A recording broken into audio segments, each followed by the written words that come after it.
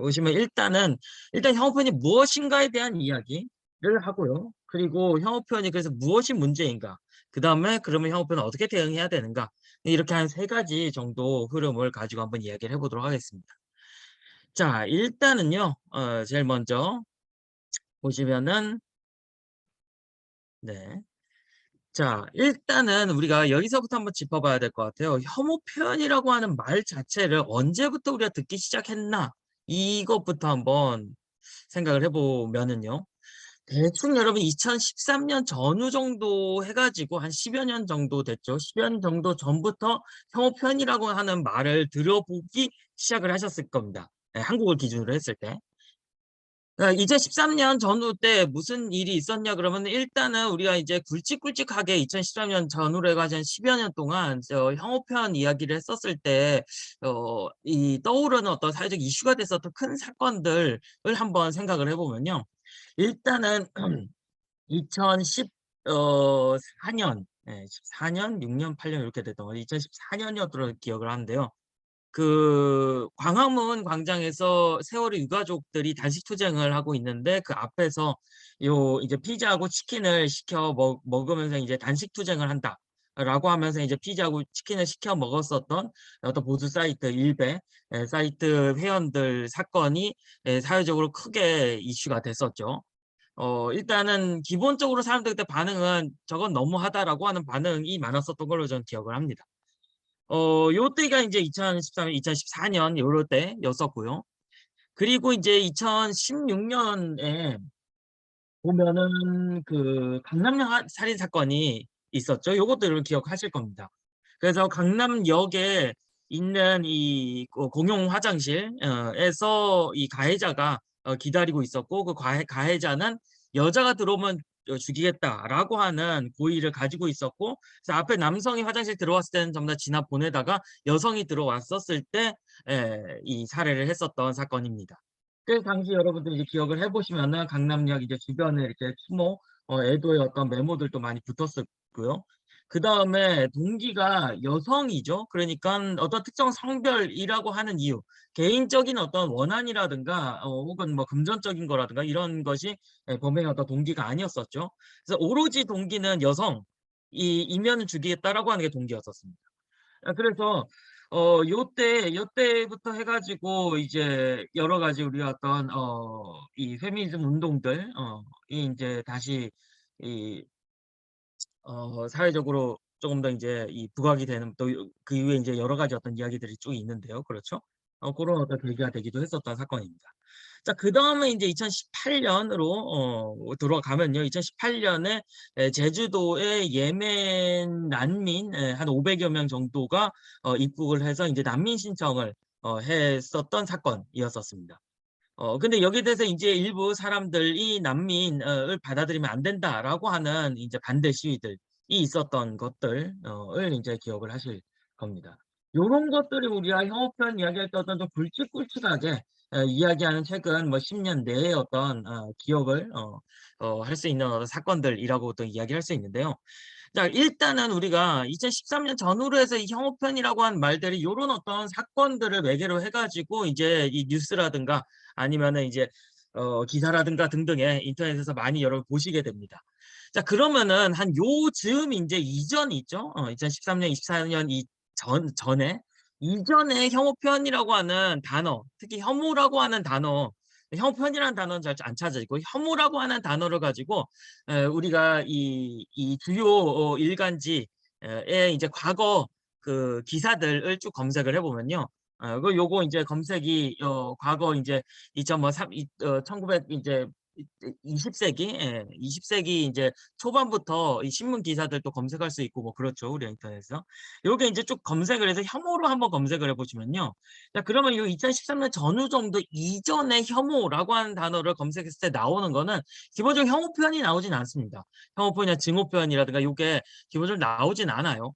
뭐 해외의 어떤 사례를 소개하면서 잠깐 어떤 외국인 혐오라든가 요런 말들이 나오긴 한데 근데 혐오라고 하는 단어 자체가 보통 일반적으로 제일 많이 쓰이던 용례는 혐오 시설이라고 하는 말을 할 때 많이 나왔었습니다.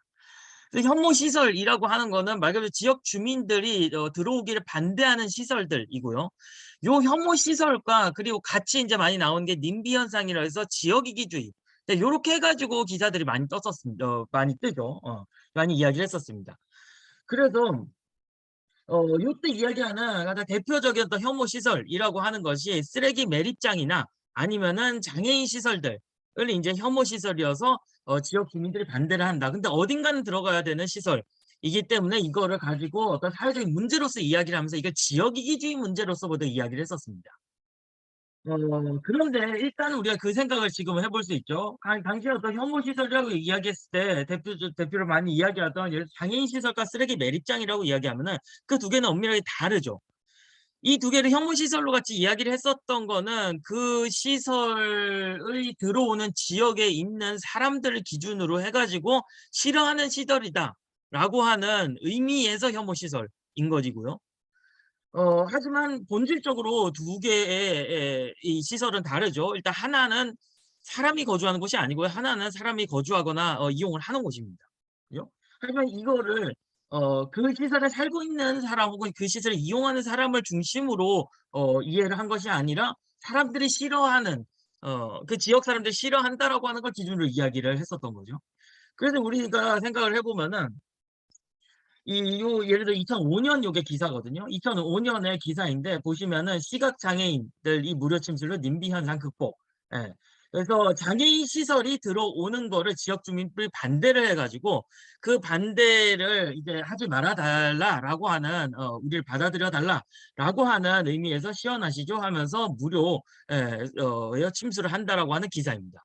그러니까 지금은 이 기사가 어 이 여러 가지 어떤 문제 지점들이 여러분 아마 좀 더 쉽게 보이실 수 있을 것 같은데요. 예. 요때 요 2000 년대 초반에도 에 인제 우리가 기준으로 보면은 이런 식으로 어떤 사람들이 싫어하는 시설, 혐오 시설이라고 하는 차원에서 이 장애인 시설들이 인제 이야기가 되어져 왔었던 것입니다. 그래서 그 기준을 생각을 한다라고 하면요. 그러니까 우리가 지금 특히 인제 또 올해 작년 올해죠. 올해 이제 혐오라고 하는 또 키워드가 중요하게 나왔었던 게 장애인 혐오, 장애인 혐오였었습니다. 그래서 우리가 이제 이 이동권 있죠. 장애인 이동권 운동. 이 장애인 이동권 운동은 여러분이 아시는 분은 아실 거고 아시지 못한 어쨌든 간에 2000년 초반 부터 인제 장애인 이동권 운동이 본격화 됐었습니다. 그래서 이 계기가 됐었던 게 2001 년이었었고요. 2001 년에 이제 오이도 역에서 이 휠체어를 타고 인제 내려가는 내려갈 수 있도록 엘리베이터가 설치되어 있지 않는 곳들에 인제 그 계단 옆에 지금 많이 없어지긴 했는데요. 지금 또 남아 있는 곳들이 꽤 있죠. 계단에 붙어 있는 그 커다란 판때기 같은 거 보신 적 있으실 겁니다.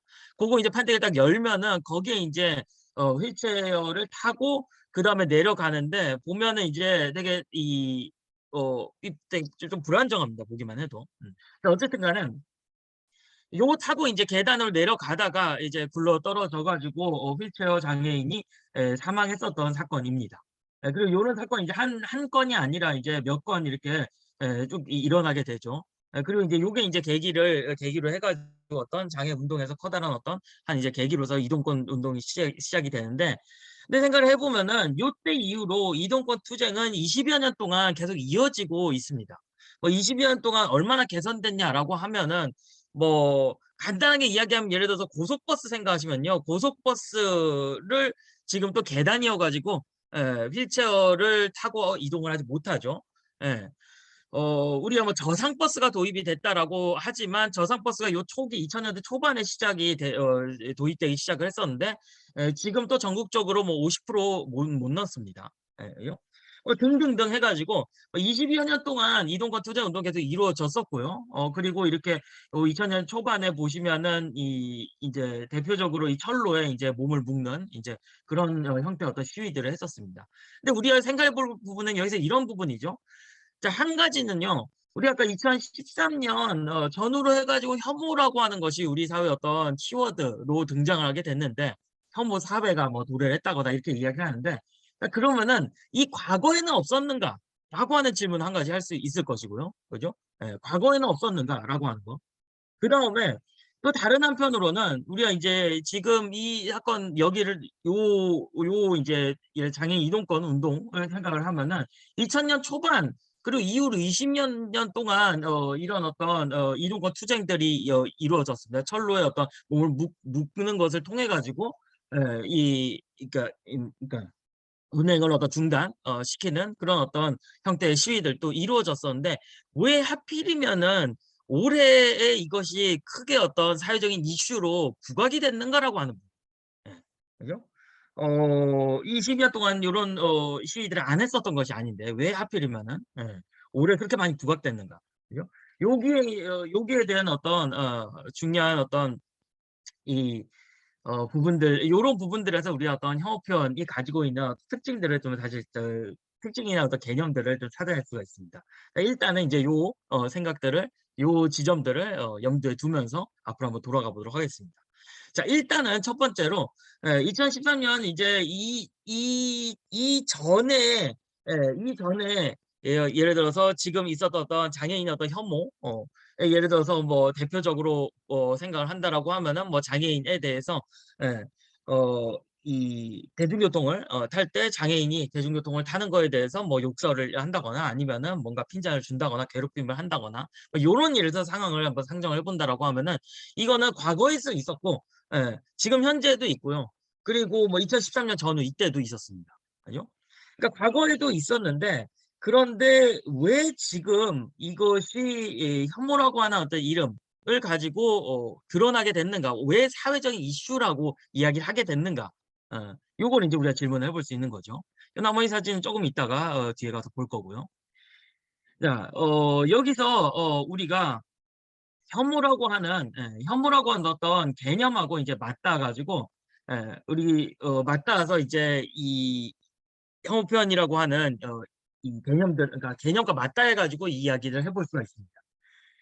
자 일단은 우리가 이 혐오 표현이라고 하는 단어 자체를 먼저 들여다보면요.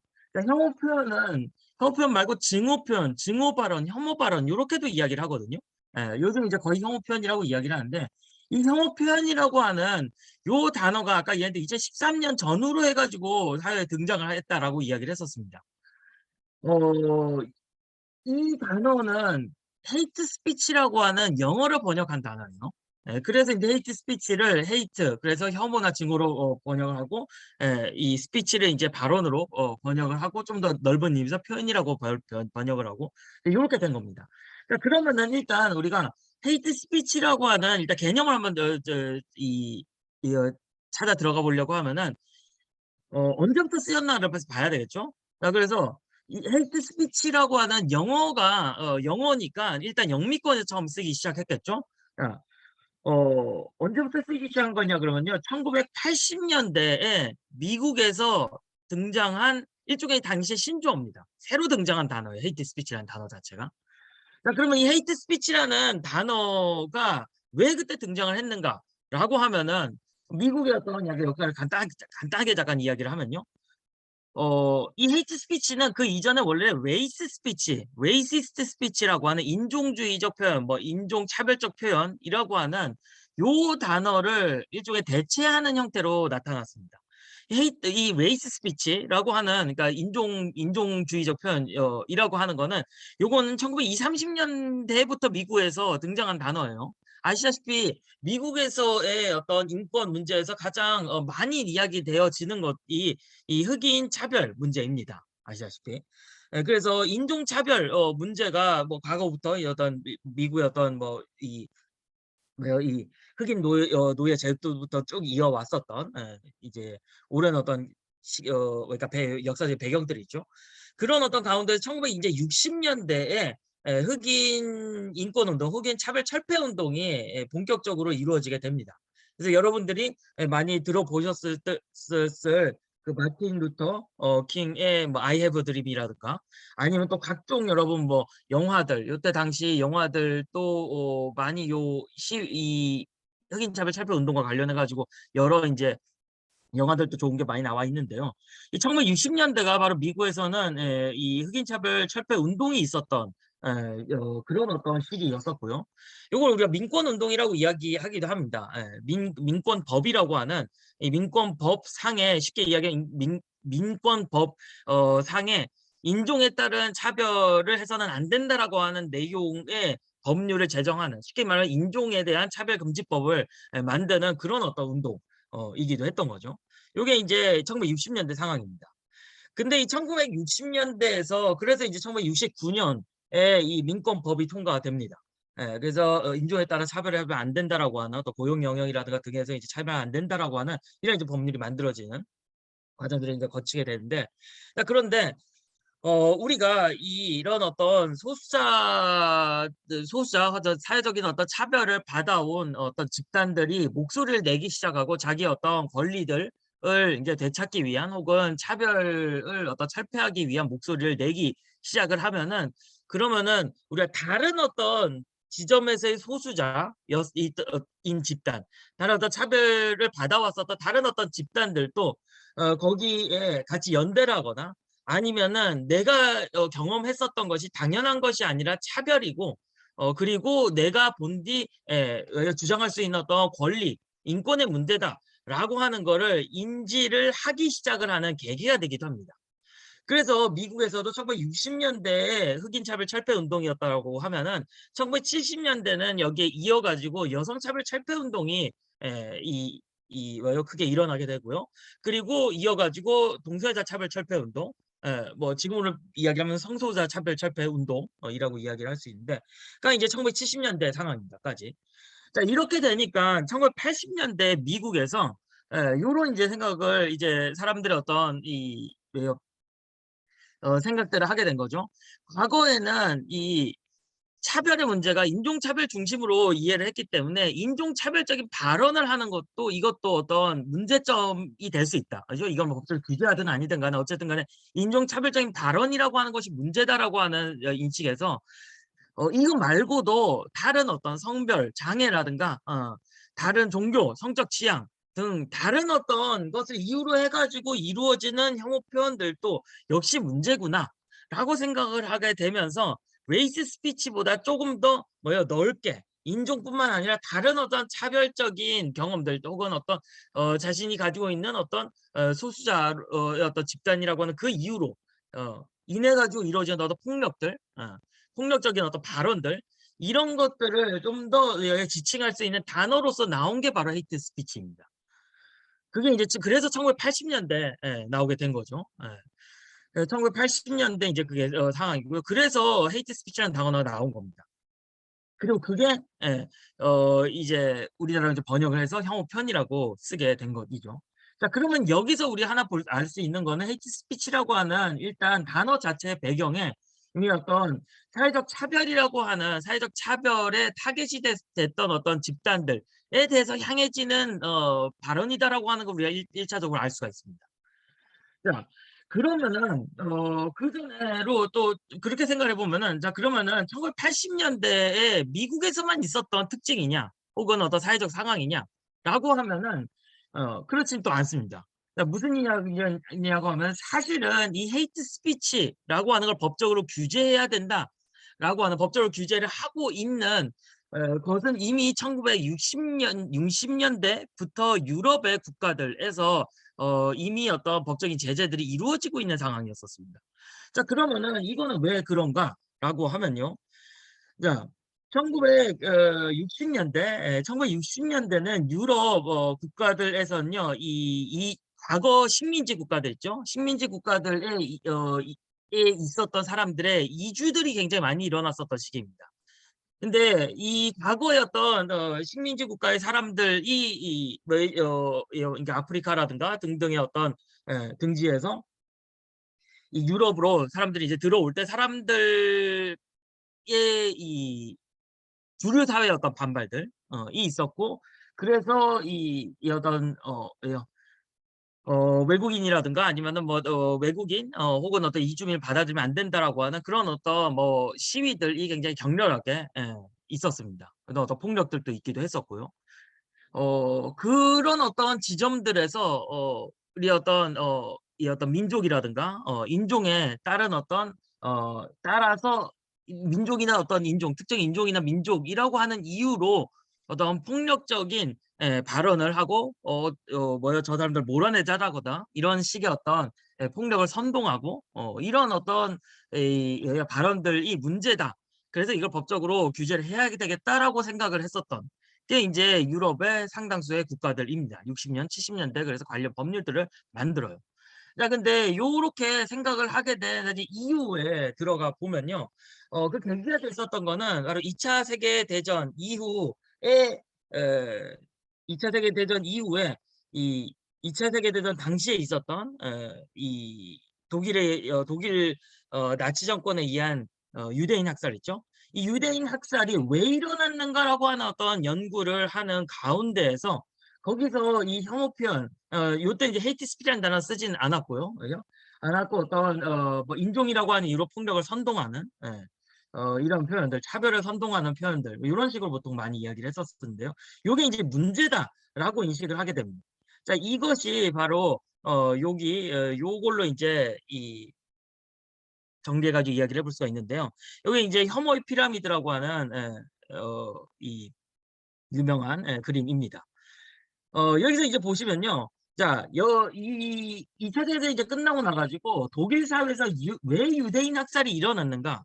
그리고 유대인 학살이 일어나는 과정에서 왜 독일인들은 거기에 대해서 침묵을 하거나 아니면 대항하지 않았는가라고 하는 것들을 연구를 하기 시작을 합니다. 뭐 학자들이라든가 아니면은 인제 학자나 아니면 학자나 아니면 이 어떤 피해 의 경험이 있는 그런 어떤 이 유대인 유대인 에 대한 그러니까 유대인 비롯한 인종차별과 관련된 뭐 시민단체라든가 그리고 이 학자들이라든가 이제 이런 연구들을 해요. 고게 정리된 게 요건데요. 뭐냐 그러면요. 이 피라미드는 어떤 사회에서 집단 학살이 일어났다라고 하면은 그 집단 학살이 일어나기 전에 그 사회에서는 바로 요런 현상들이 일어났다라고 하는 겁니다. 자 맨 밑에 보면요. 특정 집단에 대해서 일정 편견이 있는 상태입니다. 이 편견이 있는 상태라고 하는 건요.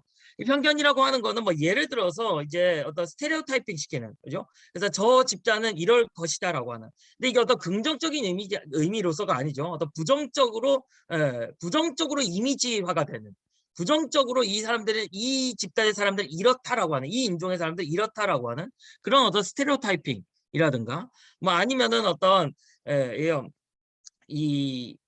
그러니까 뭐 예를 들어서 이제 그런 것들 이야기할 수 있겠죠. 어떤 그런 이제 편견들이 있고 그다음에 이제 이 편견이 그다음 단계로 넘어가면은 이제 이 바깥으로 드러나기 시작할 때 있죠. 자 드러나기 시작하는 방법의 대표적인 게 내가 가지고 있는 편견을 표현하는 거잖아요. 예. 그게 인제 뭐 말로 할 수도 있고요. 대표적으로 말로 하는 것이라고 이야기를 한다라고 하면은 예를 들어서 그 집단을 지칭해 가지고 욕설을 한다거나 아니면은 그 집단 자체를 에 대한 멸칭이라고 이야기하는데요. 그 집단을 어 지지하는 지칭어 자체에 이 어떤 비하적인 내용, 멸시적인 내용을 담아 가지고 지칭어를 만드는 뭐 신조어일 수도 있고요. 그죠? 고런 어떤 멸칭들을 만들어낸다거나 이런 어떤 현상들 입니다. 이게 더 이제 더 발전을 하게 되면은 그러면은 차별적인 행위로서 나타나게 되고요. 이 차별적인 행위라고 하는 거는 뭐 예를 들어서 '내가 어떤 인종이니까 그러니깐 뭐 고용을 하지 않겠다.' 이런 어떤 직접 차별 부터 또 예를 들어 뭐 제도적인 형태의 차별이 있을 수도 있을 것이고요. 그죠? 그래서 뭐 예를 들면은 우리가 뭐 예를 들어서 과거에 우리가 어떤 호주제가 있고 어떤 민법이 지금같이 많이 개정되기 이전에 보면은 예를 들어서 예요. 여성은 인제 이혼하고 나 가지고 6 개월 동안 혼인이 금지된다거나 그리고 아이를 가지고 있는 상태에서 재혼을 할 때에 남성 같은 경우는 자신의 아이를 자기 가족 안에 법적으로 자기 가족이 되는데 부인의 동의가 필요 없지만 재혼하는 부인의 동의가 필요 없지만 부인은 남편의 재혼한 남편의 동의가 있어야지 자기 아이를 가족 안에 법적으로 가족이 될 수 있다거나 요런 건 뭐 워낙 많습니다. 그죠? 뭐 예를 들어서 뭐 영국이라든가 유럽에 인제 영국 같은 경우도 생각해 보면은 1900 년대 초반 요럴 때 같은 경우는 아이에 대해서 여성은 어머니는 친권이 없었습니다. 뭐 등등등 이런 거 이야기하면 이제 끝이 없죠. 그러니까 요런 어떤 제도적인 차별, 법적인 차별들 그러니까 요런 것들 이 있고요. 그다음에 이제 여기서 다시 더 에스컬레이트 하게 되면은 그러면은 이것을 기반으로 해서 일어난 폭력 행위, 특히 이 폭력 행위는 강간이나 살인과 같은 이 보통 강력 범죄로 나타납니다. 그래서 요걸 우리가 보통 이제 증오범죄나 혐오범죄라고 많이 이야기를 할 수 있는 고런 어떤 지점으로 가고요. 그다음 단계가 집단 학살이라고 하는 겁니다. 그래서 어떤 사회에서 집단 학살이 있으면 그 이전에 이 사회에서 이런 게 있었다라고 하는 거죠. 밑에 단계에서 이 위의 단계로 반드시 가는 건 아닙니다. 예. 하지만 이게 이런 식으로 발전해 나간다라고 하는 거죠. 그래서 가장 밑에 있는 게 결국은 뭐냐 그러면은 그 집단에 대한 편견을 기반으로 해서 나오게 되는 발언들 이죠? 이런 것들이 에 그 밑에는 깔려 있다라고 하는 겁니다. 근데 요거를 어떤 식으로 연구를 했냐 그러면은 1930 년대 독일 사회를 연구하면서 나온 거거든요. 그러니까 아까 독일에서 유대인 학살이 있는 과정 중에서 그리고 관련 어떤 법들이 만들어지는 유대인에 대한 차별하는 법들이 만들어진 과정 중에서 왜 어떤 독일을 이는 여기에 대해서 대항하지 않았는가? 이와 관련해 가지고 여러분들 아시다시피 이 나치 정권이 선전선동에 굉장히 능했다라고 하는 거 많이 들어보셨을 겁니다. 1930 년대에 1930 년대에 이제 지금 문화 콘텐츠죠. 굉장히 인기가 있었던 문화 콘텐츠가 유대인 관련 문화 콘텐츠였는데 뭐냐 그러면은 유대인과 관련된 여기서 뭐 포스터도 있고요. 요거 같은 경우는 굉장히 당시에 유명했었던 다큐멘터리 영화입니다. 영원한 유대인이라고 하는 다큐멘터리 영화인데 요거는 인기가 있어 가지고 전시회도 열었어요. 전시회도 열고 굉장히 사람이 많이 몰렸었던 유명한 당시 영화이고요. 그 외에도 소설이라든가 뭐 여러 가지 어떤 형태로 뭐 포스터, 소설, 뭐 기사 등등등 여러 가지 형태로 나오는데 여기 내용들이 뭐 요거 두 개만 보셔도 대충 감이 잡히시겠지만 그러니까 유대인이라고 하는 이 민족이 어떤 민족인가라고 하는 것을 담는 그런 내용들이에요. 그 내용에 보시면 이제 기본적으로 약간 음험하고 뭐 사기꾼의 기질이 있고 그죠? 뭐 기만적이고 뭐 요런 어떤 내용들로 기본적으로 담겨져 있습니다. 그죠? 탐욕스럽고 이런 어떤 내용으로. 그래서 이게 1930 년대 유대인에 대한 독일인의 어떤 기본적인 이미지였던 거예요. 그래서 과거부터 과거에 이제 유대인에 대한 기본적인 어떤 편견들, 유대인에 대한 기본적인 차별이라고 하는 것이 서구 사회에 있죠. 그 안에서 그것을 더 증폭시키는 그러한 다양한 어떤 말 그대로 지금 문화 콘텐츠들 혹은 기사들이라든가 글이라든가 책들이 1930 년대에 굉장히 많이 있었다는 겁니다. 그래서 그런 과정 중에서 사람들이 이 유대인이 문제라고 생각을 했는데 '진짜 문제구나.'라고 생각을 하게 됩니다. 그래서 여기에 대해서 일정한 제재를 가하는 것도 필요할 수 있다라는 생각을 하게 되는 것입니다. 요때 당시에 뭐 유대인 학살뿐만 아니라 사실은 인제 유대인 학살 때 유대인 학살만 너무 부각됐다라고 하는 어떤 지적들이 있는데요. 사실 이제 유대인에 대한 가스실에 이 수용 시설에 수용됐었던 사람들은 유대인뿐만 아니라 당시 기준이 아니죠. 당시의 독일 정권에서의 기준에서 반사회적인 그리고 반국가적인 인물들 이었었어요. 가장 대표적으로 민족적으로는 이제 유대인이었고요. 그 외에 인제 우리가 집시라고 보통 이야기하는 로마인들도 거기에 해당이 됐고요. 그다음에 이 치료 불가능한 장애나 질환을 가지고 있는 사람, 그다음에 범죄를 저지른 사람도 있고요. 그죠? 그리고 이 동성애자도 있었습니다. 그러니까 요런 사람들도 그 대상이 됐었어요.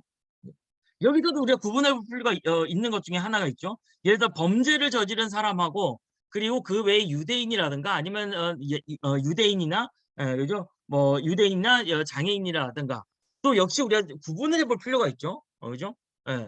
같은 집단을 둘 수 있을 것인가. 하나는 어떤 이 그러니까 이 비난 가능성이 있는 행위를 한 경우가 되는 거고요. 하나는 그 인간이 가지고 있는 자기의 어떤 정체성이나 속성이나 혹은 타고난 어떤 인격의 어떤 일부의 특징을 이유로 한 겁니다. 그죠? 거기도 구분이 되죠. 여하튼 간에. 근데 요때 당시에도 보면은 인제 요런 것들이 있어요. 예를 들어서 장애인 한 명의 복지 비용이 이렇게 많이 든다. 장애인 한 명의 복지 비용을 들이는 돈으로 4인 가족이 어떤 혜택을 받을 수 있다라든가 이런 식의 어떤 내용들도 이제 당시 있었던 것들입니다. 자 그래 가지고 이러한 어떤 것을 기반으로 해 가지고 그래서 이 1960 년대에 이 유엔에서 60년 70 년대에 있었던 뭐 집단 학살 예요. 금지법이라든가 집단 학살 인제 금지 조약이라든가 아니면 인종차별 철폐 협약이라든가 이런 어떤 국제 인권 조약들 예 에서도 인종을 이유로 한 어떤 폭력의 선동을 금지한다는 내용이 들어가고요. 그리고 아까 이야기한 대로 국내적인 상황하고도 또 함께 맞물려 가지고 유럽에 있는 이 우리가 알고 있는 주요 국가들 보통 이야기하는 주요 국가들에서는 인종 그리고 인제 인종에서 그다음에 이제 점점 늘어나게 됩니다. 인종이나 민족 같은 어떤 특질에서 나아 가지고 인제 성별이라든가 장애라든가 성적 지향, 성별 정체성이라든가 종교라든가 요런 것들로 인제 점점 확대가 되어 가는데요. 요렇게 차별이나 폭력을 선동하는 것을 금지하는 내용이 이미 있었던 거죠. 그죠? 그거를 인제 그 이후에 인제 1980 년에 들어 가지고 스피치라는 단어로 같이 인제 요즘은 대부분 이야기를 하게 됐습니다. 자 그러면 이제 여기까지 이 단어의 등장 배경만 봤었을 때 일단 여러분이 확인할 수 있는 형어편의 개념에는 차별의 경험 을 받아왔었던 어떤 집단에 대해서 향한 것이다라고 하는 것이 일단 하나의 정의 내용에 들어간다라고 하는 걸 알 수가 있겠죠, 개념의 내용 중에. 그죠? 그래서 요거를 인제 요 정리를 해 보면은 예 이런 어떤 특정 사람이 가지고 있는 어떤 특정 속성을 이유로 해 가지고 가해지는 표현들이 됩니다. 이 표현들이 쉽게 얘기하면 적대적인 표현들이죠. 차별이나 폭력을 선동하는 그런 내용의 표현일 수도 있고 혹은 어떤 욕설을 하는 이런 뭐 위협을 하는 이런 어떤 표현들일 수도 있고요. 그래서 요것이 우리가 일반적으로 이야기하는 형어권의 개념이라고 이야기를 하는 것들입니다.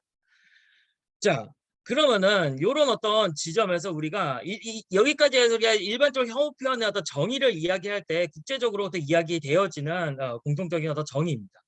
여기서 우리가 쪼금 더 들어가 가지고 요런 이야기를 좀 해 볼 필요가 있어요 먼저. 사실 이게 헷갈릴 수 있는 지점이 많이 있기 때문에. 뭐냐 그러면요. 자 우리가 지금 현재 형어 표현이 무엇이 문제이고 어떻게 대응해야 되는가라고 하는 게 오늘 의 어떤 타이틀이잖아요. 그러니까 여기서 우리가 대응해야 되는 표현 대응해야 되는 형어 표현이라고 이야기했었을 때 이거를 몇 가지를 좀 나눠 볼 필요가 있습니다. 예. 일단은 형어 표현에 대한 어떤 개념 정의 그죠? 개념 정의가 어떤 뭐 국제적인 어떤 학술적인 어떤 지점에서 주로 대부분 이야기되어지는 어떤 형어 표현의 개념이라고 하는 걸 제가 지금까지 이야기를 했었던 것이고요. 자 그런데 여기서 우리가 쪼금 더 들어가면은 요 부분을 고민을 해볼 필요가 있습니다. 뭐냐 그러면은 법적으로 규제가 필요한 그러니까 법적으로 규제 대상이 되는 형어 표현과 그다음에 법이 아니라 그냥 말 그대로 어떤 국가나 사회 그러니까 우리 사회에서 대응해야 되는 형어 표현이라고 하는 이걸 한번 나눠 볼 수 있을 것이고요. 여기서 조금 더 나가면은 현행법상 우리나라에서 규제되고 있는 형어 표현은 무엇인가까지 또 이야기를 해볼 수 있게 되겠죠. 자 그래서 이거를 인제 보면은 뭐 요런 식으로도 이야기를 해 볼 수가 있을 겁니다. 예를 들어서 형어 표현이라고 하는 어떤 전체 개념을 어떻게 잡냐라고 하는 것과 관련해 가지고 이거를 어떤 넓게 잡을 수도 있고 좁게 잡을 수도 있겠죠. 이거는 어떤 식으로 잡냐는 또 의 어떤 학자에 따라 조금씩 다 다릅니다. 그죠? 근데 인제 우리는 크게 법적으로 규제하는 것과 그다음에 우리 어떤 사회가 대응해야 되는 내용 의 어떤 형어 표현이라고 하는 이제 그 지점에서 한번 이야기를 해 본다라고 하면은 전체적으로 국가나 사회가 대응에 대한 어떤 형어 표현이 있는 것이고 그 안에서 인제 일부의 법적으로 규제되는 형어 표현이 있겠죠. 법적으로 규제되는 일부의 어떤 형어 표현이 있을 겁니다. 그래서 그리고 인제 지금 국내법상 현행법상 규제 질서의 형어 표현은 법적으로 규제가 보통 필요하다고 이야기하는 형어 표현 의 그중에서도 인제 일부라는 어떤 그림을 그려 볼 수가 있을 겁니다. 뭐 요런 요거 같은 경우도 요건 쪼금 더 자세하게 인제 그림을 그려 놓은 것인데요. 예. 그래서 예를 들면은 자 우리가 이 혐오 표현이라고 하는 전체 혐오 표현이라고 하는 것들 중에서 현행법상 사실 일본하고 요건 지금 일본의 어떤 학자가 인제 정리해 놓은 건데 뭐 일본하고 한국하고 현행 법은 특히 어떤 표현의 어떤 규제와 관련해서는 현행법이 매우 유사하기 때문에 똑같이 사실 보셔도 상관없습니다. 보시면은 현행법상 만약에 혐오 표현이 명예훼손이나 모욕에 해당이 되면은 우리는 명예훼손죄하고 모욕죄가 있기 때문에 그걸로 형사처벌이 가능합니다. 네, 그죠? 그래서 혐오 표현 중에서 현행법상 이 규제가 가능한 표현들이 이렇게 있는 상태가 되는 것이고요. 그죠? 어 고런 예 그 그림을 여기다 인제 그려 놓은 것입니다. 그죠? 자 그래서 요 지점을 좀 염두에 두면서 중간중간에 좀 말씀을 드리게 될 것 같아요. 자 그러면은 여기서 인제 우리가 이 2013년 아까 이전 말고 이후 있죠? 이후를 가지고 쪼금 더 이야기를 해 보도록 합시다. 자 2013년 이후에 이 10여 년 동안 그러면은 이 혐오 표현이라고 하는 것들이 어떤 양상을 가져왔는가라고 하는 것을 보면은 한번 넓게 보면은요. 일단 혐오 표현이라고 하는 단어가 널리 사용하게 됐다라고 하는 것이 널리 사용되게 되었다라고 하는 것이 인제 요 10년 동안 하나 변화가 될 것이고요. 그다음에 이것이 어떤 온라인이라든가 온라인에 있던 것이 오프라인으로 나오는 어떤 현상들도 보이고요. 그다음에 이 어떤 개인 차원에서 이루어지던 일부 어떤 집단 차원에서 이루어지던 것이 공적 영역까지 확장이 되는, 그래서 공인이라든가 정치인이라든가 혹은 어떤 정당의 형태로 나타나는 이런 모습들도 보입니다. 요 10년 동안 상황에서. 그래서 이런 부분들과 관련해 가지고 예를 들면은 우리가 뭐 요런 정당 지금은 인제 이름이 인제 바뀌어져 있는데요. 예. 요것도 요 정당이 만들어지는 인제 정당이 가지고 있는 이 공약 있죠. 정당의 어떤 공약이라든가 아니면은 정당의 어떤 당원들 이제 보시면은 기본적으로 예를 들어 이 정당 같은 경우는 요것들 그죠? 요것들을 인제 이 어떤 '없애겠다. 척결하겠다.'라고 하는 것이 목표인 그런 어떤 정당입니다. 요런 것들이 이제 나타나기 시작을 했고요. 그다음에 인제 최근에 인제 점점 여러분들 많이 보실 수 있는 이 정치인에 의한 혐오 표현들 요런 것들로도 이제 많이 확산되는 지점들을 보입니다. 또 온라인에 있다가 오프라인에 나오는 지점들도 볼 수가 있는데요. 자 예를 들면요. 예. 그러니까 우리가 2013년 전후의 혐오 표현이라는 이야기를 가 이제 보이기 시작을 했다라고 했잖아요. 근데 우리가 2013년 전후가 아니라 2000년 초반부터다라는 이야기도 하기도 하고요. 2008년을 기점으로 한다라는 요런 이야기를 하기도 합니다. 자 보면요. 요 뒤에로 좀 가져갈게요. 자 2000년 초반에 기억을 한번 더듬어 보시면요. 2000년 초반에 2000년 초반에 뭐 SNS, 그러니까 지금 뭐 인스타라든가 요런 게 있을 때가 아니죠. 페북이나 인스타가 있는 게 아니라 요때 인제 사람들이 온라인 공간에 많이 모이는 것이 다음 카페하고 다음 아고라였었습니다. 요때 여기에 인제 많이 모였었죠. 2000년대 초반에 굉장히 사람을 많이 모으던 카페가 있었습니다. 그리고 요런 카페가 여러 가지 생겼는데 뭐냐 그러면 단문화 정책 반대 카페입니다. 요 사람들이 나와서 1인 시위를 하기도 했고요, 국회에서. 근데 인제 이런 어떤 2000년 초반에 2000년 초반에 이 외국인 노동자 관련 어떤 정책들, 다문화 정책들 요런 것들이 인제 도입이 되면서 그런 가운데에서 요걸 반대한다라고 하는 내용 의 어떤 카페들과 시위들이 있었습니다. 그다음에 보시면은 2000 이제 8년 2007년 8년 요때는 어떤 단체가 나오기 시작하냐 그러면 2008 년에 나왔었던 당시 이제 이름이 동성애 반대 국민연합이라든가 요런 어떤 단체들이 나오기 시작합니다. 지금은 인제 뭐 이름을 바꿔 가지고 활동을 하고 있는데 어쨌든 간에 그래서 요 계기가 됐었던 거는 뭐냐 그러면은 이 요 뒤에 우리가 나오는 또 이야기긴 한데요. 잠깐 가면은 2007년 말에 차별금지 법안이 나옵니다. 차별금지 법안이 나오는데 요 차별금지 법안의 내용 중에서 이제 성적 지향 또 차별이 이루어지는 어떤 속성으로 명시가 되어 있었고요. 여기에 대해서 어떤 반대를 하면서 "이거를 빼야 된다."라고 반대를 하면서 "성적 지향에 따른 차별을 해서는 안 된다."라고 하는 내용의 법이 만들어지게 되면은 그러면은 이제 "동성애가 확산이 된다." 등등으로 시작을 이제 하게 되는 반동성애 단체들이 나왔었던 게 이제 2008 년대부터입니다. 그래서 요 2008년부터 여기 나오기 시작했던 조그만 어떤 1인 시위라든가 아니면은 온라인에 온라인 카페 등을 이제 이 있다가 그러다가 이게 2014년이었던 거 2014 요거 사진 자체 2015 년인가 그렇던데요. 2014 년부터는 이제 성소수자들의 이 프라이드 퍼레이드라고 이야기죠 하죠. 자긍심 행렬 을 하는 이제 퀴어 문화 축제에 나와 가지고 이 행진을 방해한다거나 뭐 욕설이나 폭력을 행사를 한다거나 고거 이제 그때 이후로부터 지금 현재까지 계속 매년 이루어지고 있는 상황입니다. 그래서 요런 지점에서 어떤 온라인에서 오프라인으로의 어떤 확대들 그리고 어떤 사적역에서 공적용으로의 확대들 요런 것들이 인제 요 10여 년 동안 보이는 부분들입니다. 고런 상황 고게 하나 있고요. 우리나라 인제 상황 기준으로 이야기하면은 또 인제 한 가지 이야기할 수 있는 거는 혐오 표현과 관련해 가지고 우리나라에서 혐오 표현이라고 이야기할 때 많이 나오는 이야기들 중에 하나가 어 비교적 그러니까 비교법적으로 다른 나라와 비교를 해 가지고 예를 들어서 난민, 이주민, 여성, 장애인, 성적 소수자 에 대한 그런 혐오 표현이라고 하는 거 요거는 사실 해외에서도 똑같이 어떤 그 양상도 뭐 유사하고 그리고 어떤 표현들도 유사하고 현상들에 대해 유사한데 이제 지역이나 연령, 정치적 사상과 관련해 가지고는 우리나라의 어떤 배경들이 좀 강하게 드러나는 지점들이 있습니다.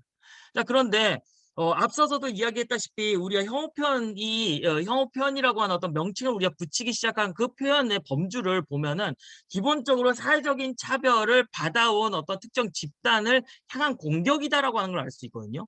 근데 이것과 관련해 가지고 우리나라에서 지역, 연령, 정치적 사상과 관련해 가지고는 이것을 특정 집단으로서 차별받아온 특정 집단이라고 정의를 할 수 있을 것인가 와 관련해 가지고 여러 가지 어떤 혐오 표현의 범주 논의를 할 수가 있습니다. 그래서 요 지점들 또 우리가 생각을 해볼 수 있는 한 가지 인제 고민을 할 지점들이죠, 혐오 표현의 범주와 관련해 가지고. 그죠? 요 이야기도 여기에 대한 어떤 이 어떤 기준에 대한 이야기도 이어 가지고 계속 이야기를 할 겁니다. 네. 자 그래서 우리가 요런 식으로 기본적으로 이 혐오 표현이 가지고 있는 배경 그리고 단어가 어떻게 나왔는가 요런 것들을 통해 가지고 혐오 표현의 기본적인 어떤 개념들 이야기를 해 봤습니다. 자 요 안에서 이제 몇 가지 또 우리가 이 사진들을 보면서 요 사진은 시간이 없어서 못 볼 것 같고요. 이 혐오 표현의 어떤 양상들을 좀 이야기를 해 보려고 합니다. 자, 혐오 표현의 양상, 특징. 자, 혐오 표현을 어떻게 구분할까요? 라고 이야기를 했었을 때 한 가지는 지금 봤었던 혐오 표현이라고 하는 것 의 어떤 개념 있죠? 개념이라든가 배경을 가지고 혐오 표현을 우리가 판단해 볼 수 있겠죠. 이것이 혐오 표현일까 아닐까 라고 하는 걸 판단해 볼 수 있을 것이고요. 자 그다음에 우리가 혐오 표현이 가지고 있는 좀 더 들어가서 혐오 표현이 가지고 있는 이 특징들이 있습니다. 혐오 표현이 가지고 있는 이 특징이라고 하는 것들은 사실 이 생각보다 뚜렷하게 나타나는 부분들이 있는데요. 일단은 앞서 이야기한 것 같이 이 혐오 표현에 대한 규제 법률이 이미 1960 년대부터 유럽에서 있어 왔기 때문에 그거에 지금 뭐 치면은 이제 치 오 뭐야 5-60년 이죠. 넓게 보면 5-60년 정도가 됩니다. 동안에 이 법에 의해 가지고 처벌이 됐었던 사례들 그죠? 그것을 본다라고 하면은 우리가 최소한 어떤 그 나라를 기준으로 했었을 때에 법적으로 규제 대상이 되는 혐오 표현 의 이 개념을 혹은 특징들을 이해하기가 조금 쉽겠죠. 그죠? 자 그래서 이 어디였냐? 잠시만요. 음. 그죠? 네. 자 그래서 이렇게 지금까지 어떤 해외에서 이루어진 연구라든가 판례라든가 이런 것들을 통해 가지고 우리가 인제 판단을 할 수 있는 협업원의 어떤 특징들이 좀 있습니다. 이 특징들을 대표적으로 몇 가지를 이야기를 해 보려고 하는데요. 자 여기서 우리가 앞에 제일 먼저 사진으로 또 돌아가도록 합시다. 자 우리가 이 혐오 표현을 이 아까 이야기를 하면서 인제 요 이 장애인 시설 이야기를 했었죠. 자, 장애인 시설이 이 지역에 들어오는 걸 반대하는 거는 뭐 과거에도 있었고 지금 현재에도 있습니다. 요거에 한 3-4년 전 정도 이 사진이긴 한데요. 요것도 역시 장애인 시설이 들어오는 것을 반대하는 지역 주민들의 시위 사진입니다. 자, 근데 이 시위 사진을 여러분이 자세히 보시면요. 여기 뭐라고 되어 있냐 그러면요. "우리는 장애우를 혐오하지 않습니다."라고 되어 있습니다. 자, 위에 있는 키어문화 축제의 행진을 방해하는 요 시민 단체라든가 개인들이 여러 가지 피켓을 들고 나옵니다. 예. 이 피켓을 들고 나오는 것 중에 요 부분을 따왔는데 보시면요. "동성애는 죄입니다. 혐오하는 게 아니라 도와드리는 겁니다."라고 되어 있습니다. 우리가 뒤에 아까 앞에 봤었던 다문화 정책 카페에서 보시면요. 다문화 정책 반대 카페 보시면은 여기서는 "이 카페는 인종주의자들의 모임이 아닙니다."라고 이야기를 하고 있습니다. 자, 여기서 보일 수 있는 특징이 뭐냐 그러면은 혐오 표현을 하는 사람은 혐오 표현을 하지 않는다라고 하는 혐오 표현을 하는 사람은 혐오 표현을 한다고 생각하지 않는다라고 하는 특징 을 한 가지 이야기를 해볼 수 있습니다. 자, 그러면은 왜 혐오 표현을 하는 것이 아니다라고 이야기하는가? 우린 차별하는 것이 아니다. 혐오하는 것이 아니다. 우리는 정당한 이야기를 하는 것이다. 정책에 대한 이야기를 하는 것이다. 예. 요런 어떤 표현들을 우리가 볼 수가 있거든요. 자, 왜 이런 지점들이 나타나는가라고 하면요. 요거를 인제 한번 요런 식으로 정리를 해 본다면 요렇게 이야기를 해볼 수가 있는데요. 자, 앞서 이야기한 것 같이 우리가 2013년 전후로 혐오 표현이라고 하는 것이 우리 사회에서 어떤 이슈가 됐다라고 해 가지고 그 현상 자체가 과거에 없었던 것이 아닙니다. 자, 그런데 왜 그것이 지금 현재 드러날 수 있는 것인가? 어 라고 한다라고 하면은 그거는 기존에 원래 이런 어떤 차별이나 폭력이라든가 이런 것들이 이미 사회에서 현재 존재하고 있는 상태에서 이것이 인지되기 시작한 것이 하나의 기점이라고 이야기할 수 있습니다. 그러니까 무슨 이야기냐 이거는 기본적으로 어떤 집단에 대해서 이루어지는 어떤 차별들, 차별 의식들, 편견들이 있었을 때 이것들은요. 일단은 그 사회의 어떤 주류 문화에서는 상식이라든가 일상적으로 인지되고 있는 것들입니다. 그래서 사실 이게 차별이라고 하는 것, 편견이라고 하는 것 자체를 아예 인식하지 못하는 예 단계를 어떤 처음의 어떤 단계다라고 이야기를 할 수가 있어요. 예. 그래서 이 단계에서 우리가 뭐 요런 거는 우리가 이런 것도 생각해 볼 수 있죠. 아까 이야기한 대로 뭐 예를 들어서 과거에 여성이 예를 들어서 재혼을 재혼 기간이 재혼 금지 기간이 정해져 있는 것에 대해서 이것이 이것이 문제다라고 하는 인식을 못 했었던 어떤 시기들이 있죠. 그죠? 그리고 또 이것도 있습니다. 우리가 지금 이요 한센병 환자들 같은 경우 한센병 환자들은 과거에는 우리나라 같은 소록도라고 하는 섬 안에 대부분 수용되고 바깥으로 나올 수 없도록 해 가지고 볼 수가 없었죠. 그죠? 그리고 이 사람을 그렇게 섬에 가두는 이유는 감염된다라고 생각했기 때문입니다. 그죠? 근데 아시다시피 우리가 일상생활을 같이 한다라고 해 가지고 한센병 환자한테 한센병이 감염되는 것이 아니죠. 그죠? 이와 비슷한 것이 B형간염 바이러스 보균자라든가 아니면은 HIV 보균자 같은 경우도 마찬가지입니다. 일상생활이라든가 뭐 같이 포옹을 한다거나 혹은 같이 밥을 먹는다고 해서 감염되는 것이 아닙니다. 그죠? 하지만 그때 당시에 그게 '감염된다.'라고 생각을 하면서 그 사람들이 나오지 못하도록 했죠. 그러니까 이거는 뭐예요? 국가의 어떤 질병 관리를 위해서 정당한 것이다라고 생각을 했죠. 이런 어떤 제도적인 지점뿐만 아니라 사람들이 뭐예요? 이 한센병 환자들에 대해서 한센병이라고부터 이야기를 하지 않았죠. 그냥 이제 문둥이라고 하는 단어를 썼었습니다. 그죠? 예. 그래서 제가 예를 들어서 기억하는 한센병 환자를 제가 처음으로 봤었던 게 제가 국민학교 시기 국민학교 세대라서요. 국민학교 뭐 저학년 정도였던 걸로 제가 기억을 해요. 자, 이때 제가 무슨 일이 있었냐 그러면은 그때 이제 기억이 남는 게 있는데 우리가 이제 여러 국도를 가다 보면은 지금도 그렇지만 이 과수원에서 바로 이렇게 과일을 따 가지고 그 자리에서 이렇게 판매하는 고런 것들이 이렇게 군데군데 있습니다. 그래서 그때 이제 가족들하고 국도에서 이렇게 차를 타고 가는데 아버지가 운전을 하고 있었고 어머니하고 제가 뒷좌석에 타고 있었는데 이 차를 저기 뭐냐 앞에 사과를 사야 된다라고 하면서 어머니가 잠깐 세우자라고 했어요. 그래서 어머니가 세우고 뒷문을 열고 나가려고 할 때 이제 저도 이제 따라 나가려고 "엄마 나도 나갈래."라고 하면서 따라 나가려고 하는 순간 그때 어머니가 이렇게 외쳤습니다. 어 "나오지 마. 위험해. 문둥이가 있어." 라고 이야기했던 게 제 기억이 나거든요. 그게 제가 한센병 환자를 처음 봤었던 것입니다. 그러니까 요런 거죠. 자 우리가 여기에 대해서 이것이 이 사례를 제가 이야기하는 이유는 차별이나 편견이 왜 쉽게 사라지지 않는가와 관련해 가지고 이 문화 전승이란 이론이라고 하는 게 있는데요. 사회학에서 이야기하는 이론인데 뭐냐 그러면 문화적으로 이거를 그대 뭐예요?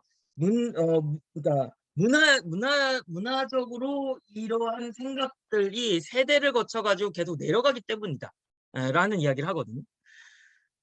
이게 어떤 문제라고 생각하지 않으면은 그러면은 우리가 예를 들어 제가 커서도 뭔지는 모르겠지만 우리가 정확한 정보를 모든 것에 대해서 정확한 정보를 알 수는 없잖아요. 그러니까 뭔가 잘 모르겠지만 어쨌든 간에 일단 저 질병을 가지고 있는 사람은 일단 가까이 가면 안 되는 사람이라고 하는 것이 제가 알고 있는 어떤 상식이 됐겠죠. 그죠?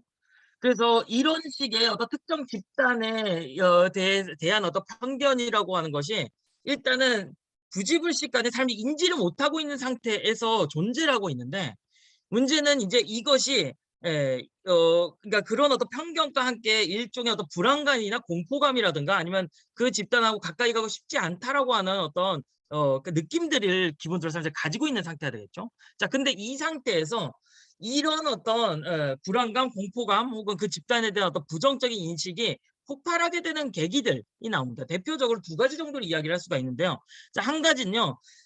사회 경제적인 재난 상황들입니다. 이건 어떤 심리학에서 이야기하는 어떤 이론 을 자 참고해서 보면은 이 사람들이 가지고 있는 어떤 심리적인 불안이나 공포가 있을 때 근데 이 심리적인 불안이나 공포가 공포의 어떤 이유를 명확하게 잡을 수가 없을 때 혹은 그거에 대해서 그 원인을 제거할 수 없는 그런 어떤 거대한 예를 들어서 그래서 자연재해나 재난 같은 경우라고 이야기할 수 있는데요. 경제적인 사실 재난도 마찬가지입니다, 그런 지점에서. 그래서 자기가 어떻게 대응할 수 없고 그리고 없앨 수 없는 그런 어떤 원인에 의해서 나타나는 불안이나 공포, 분노 이런 것들은 가장 쉽게 바로 내 근처에 가까이에 있는 내가 원래 부정적으로 생각하던 사람들에 대해서 에 대한 어떤 분노로 되는 심리 가 있다라고 이야기를 합니다. 이런 것들이 우리 어떤 이 경제적인 사회 경제적인 어떤 재난 상황 그죠? 그거는 인간 한 명에서 어떻게 할 수 없는 그러한 이 특징을 가지고 있죠. 이런 어떤 상황에서 주변에 있는 내가 부정적으로 생각했던 집단에 대해서 그 어떤 분노가 표출이 된다라고 하는 겁니다.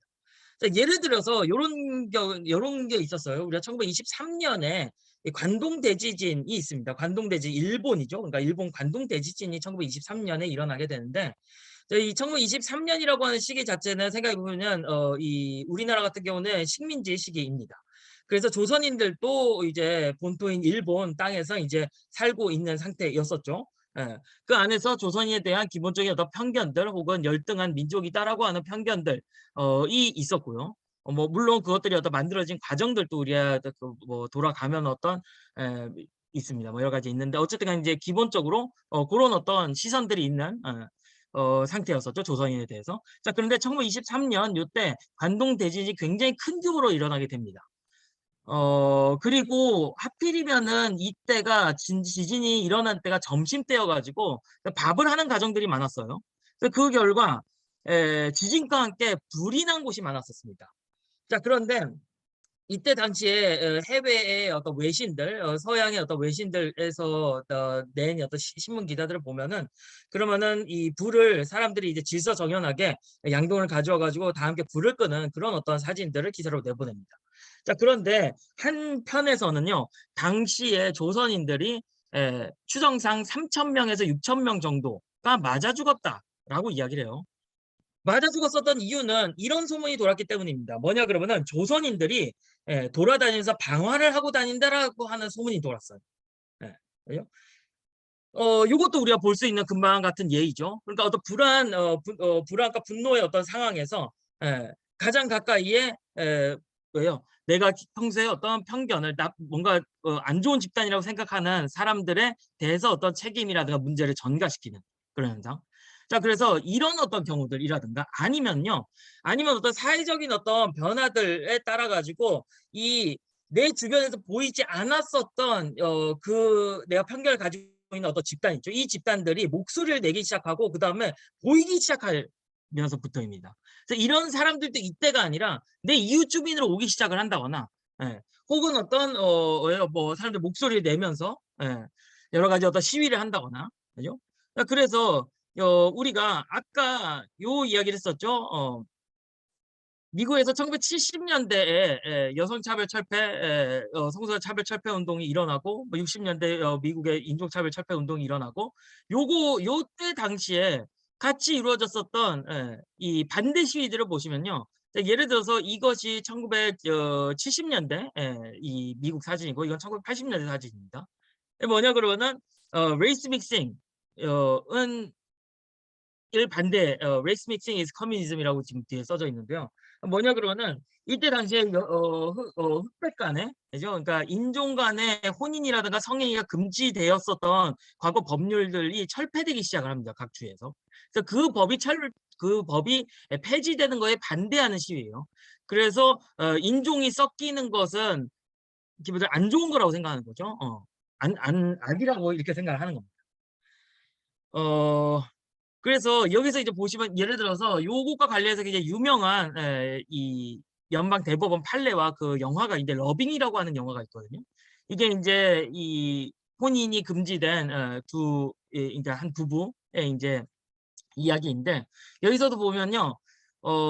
이 인종 간에 혼인을 해서 아이를 낳는 그러니까 혼인을 하는 행위 있죠. 혼인을 하는 행위는 이거는 이 자연의 섭리에 거스르고 피부색을 다르게 만든 신의 뜻에 거스른다라고 하는 거기에 어떤 경찰 서장인가가 그렇게 이야기하는 장면이 나와요. 그때 당시에 사람들이 생각하고 있는 인식입니다. 그것이 상식인 거고요. 그죠? 근데 거기에 대해서 이제 반대하는 게 이렇게 나오고요. 그다음에 아까 1970 년대에 있었던 이제 동성애자 인권 운동 있죠? 거기에 이제 1980 년대에 대항해서 보시면요. 이 시는 이제 동성애를 싫어한다. 반동성애 시위들 이 인제 보입니다. 우리나라에서는 지금 현재 많이 볼 수 있는 이제 피켓들이죠. 내용들이 보이시면요. 자, 그래서 이런 식으로 사람들이 목소리를 내기 시작할 때 그죠? 우리도 외국인 노동자들이 점차 많이 들어오기 시작해서 90 년대부터 본격적으로 들어오기 시작했던 그 시기에 맞물려서 2000 년대에 반대하는 아까 다문화 정책 반대 카페가 등장을 하죠. 자, 이런 식으로 내가 원래 부정적으로 생각했었던 어떤 편견을 가지고 있는 집단들이 이 목소리를 내기 시작할 때에 그때에 요 제가 가지고 있었던 기본적인 이 편견이라고 하는 것이 크게 그러니까 가시적으로 드러나기 시작을 하는 거죠. 그래서 그렇게 드러난 결과물이 결국 그것을 표현의 형태로 나왔었을 때 이걸 우리가 혐오 표현이다라고 이야기할 수 있습니다. 자, 이렇다 보니까 혐오 표현을 하는 사람은 기본적으로 내가 알고 있는 어떤 상식 혹은 정당한 내용으로 내가 생각하고 있다라고 하는 게 기본적인 전제가 되는 겁니다. 그렇기 때문에 내가 이야기하고 있는 것이 어떤 차별의 문제가 아니라 정당하게 우리의 어떤 국가 안보를 위해서 우리의 국가 사회 건전한 사회를 위해서 우리의 어떤 윤리 도덕을 위해서는 이 사람들이 문제이기 때문에 이 사람들에 대해서 일정한 대응을 해야 된다라고 하는 내용으로 어 혐오 표현의 내용이 구성이 되게 되는 것이죠. 예. 그러니까 이런 정확히 말하면 이제 이런 표현들을 우리가 혐오 표현이다라고 이야기를 하게 되는 것입니다. 그래서 이렇게 인식하고 있는 사람 입장에서는 문제는 그들이 문제인 것이지 이 이야기를 하는 나는 문제가 아닌 것이죠. 왜냐하면 나는 정당한 이야기를 하고 있는 것이기 때문에. 그리고 여기서 이해하는 어떤 현실 인식, 그죠? 현실의 인식이라고 하는 것은 요 어 우리 쪽이 오히려 역차별을 받는다 혹은 우리가 어떤 피해자다. 라고 이야기를 하게 됩니다. 자, 예를 들어서 그래서 인제 예를 들면은 우리가 요 지점들도 볼 수 있어요. 그러니까 내가 형업을 하는 것이 아니다라고 하는 그렇게 생각을 하는 지점들. 그죠? 그리고 다른 한편으로 이런 어떤 형업편이 문제라고 제기를 하는 거 혹은 어떤 소수자 집단에 대한 차별이나 폭력의 문제들을 이야기하는 것에 대해서 그렇게 이야기하는 것 자체가 가짜다 혹은 잘못된 이야기다. 그러니까 "너희들이 잘못된 이야기를 하는 거다."라고 하는 그런 의미에서 뭐 "가짜 인권이다. 가짜 난민이다." 예. 뭐 "차별금지법은 이 과일 바구니 안에 있는 독사가" 뭐 요거 같은 경우는 이전에 공무원한테 이 단체로 돌아갔었던 문자 내용인데 어쨌든 간에. 예. 요런 것들이 인제 요런 인제 형태들을 우리가 볼 수가 있는 거죠. 예. 그래서 예를 들면은 요런 식으로 뭐 예를 들어서 뭐 동성애 독재 요런 이야기도 들어보셨을 텐데 동성애가 이제 뭐야 어 독재를 하고 있다 뭐 이런 거죠. 권력을 가지고 있다 이런 이야기를 하는 인 거죠. 그죠? 예. 정상적인 인권이 아니다라든가 요런 식의 요런 이제 뭐요? 예. 표현들이라든가. 그리고 요거 같은 경우는요. 요거는 여러분도 혹시 아실 것 같긴 한데 DHC라고 우리나라에서도 화장품 파는 그 일본 기업인데요. 요 인제 기업이 회장이 회장이 인제 뭐 혐한 발언한 걸로 좀 유명하긴 하거든요. 그래서 이게 인제 자사 홈페이지에 회장의 인제 이 회장이 자기 이제 사설 같은 거 올립니다. 요게 내용 중에 하나인데 자 예를 들면은 요런 거죠. 예 뭐냐 그러면은 이제 요것도 이제 우리가 하나 볼 수 있는 것 중에 하나 있고요. 그러니까 어떤 이미지화를 시키는 거 있죠. 되게 부정적으로 어떤 이미지화를 시키는 그런 어떤 모습들. 그래서 인제 이 코리안계 그래서 제일 한국인 조선인들 같은 경우는 "이런 식으로 생겼다." 이야기하는 거죠. "이렇게 생겼다."라고 하는 "이렇게 생겨서 알아볼 수 있다."라고 하면서 자 여기서 인제 보시면은 어떤 이야기하냐 그러면은 "일본에서 제일 한국인들은 소수가 아니다. 예 오히려 다수이고 우리 일본의 권력을 쥐고 있다."라고 하는 이야기를 하는 겁니다. 요? 예. 어 그죠? 그리고 우리가 인제 제가 영상을 따로 보여지진 않는데 요 지금 이제 영상 요 영상 인제 찾아보시면 나올 텐데 요거 같은 경우는 여러분도 이제 많이 들어보셨을 이제 2013년 이 일본에서도 2013 년에 이 제일 그 해에 10대 키워드 중에 하나가 혐오 표현이었었거든요. 예. 요때 인제 제트케라고 이야기해 가지고 혐한 시가 이 전국적으로 퍼지죠. 예 그죠?